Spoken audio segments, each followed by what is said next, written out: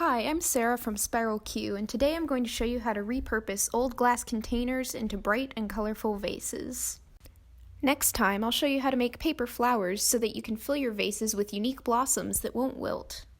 First, you'll want to gather your materials. You'll need an old glass container that's been cleaned out and dried. Next, you'll want some paint and paintbrushes. Acrylic paint will work just fine, but if you have paint made for glass surfaces, that's even better. To get the best surface for painting, make sure to remove any labels from the jar as best you can.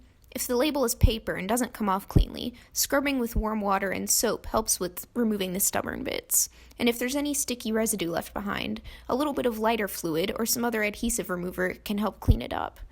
Once you've removed the label, clean the outside of the jar with soap and water and wipe it dry. Now, painting is messy, so make sure to lay down newspaper or some other protection over your workspace. Now it's time to paint. You can paint the jars however you like, but I'm going to show how to do two of my favorite styles, drip paint and gradient. To drip paint, squeeze paint out onto your paintbrush. Using short, quick wrist motions, flick the paint onto the jar. Rotate your jar as you go, and switch out colors for nice variety. If you have any large splotches of paint, you can dab them with the paintbrush to spread the paint around. Or, if you don't mind getting your hands messy, you can put the paint straight on your fingers and flick it onto the jar. Mixing these two techniques creates a variety of splatters, so feel free to go wild. Once you're satisfied with your splatters, set the jar aside to dry. To create a gradient, pick out several colors you want to use. With the widest brush you have, paint around the jar starting at the top, going down only part way. If one layer doesn't fully cover the jar, you can go around again. Then, with the same paintbrush, apply the next color and create another band.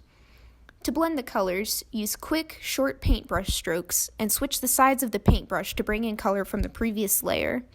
Do this with your different colors until the jar is completely painted. Once you're satisfied with your gradient, set the jar aside to dry.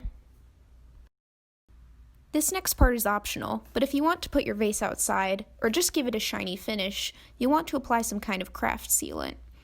Once your paint is dried, apply the craft sealant according to the directions on the label. While not necessary, this gives your paint a layer of protection and a nice glossy finish. Your vases are now finished. They're perfect for holding art supplies, or just for adding a decorative splash of color to your space. And next time, I'll show you how to use basic household items and craft supplies to make different kinds of flowers, so your vases can display flowers that will last forever.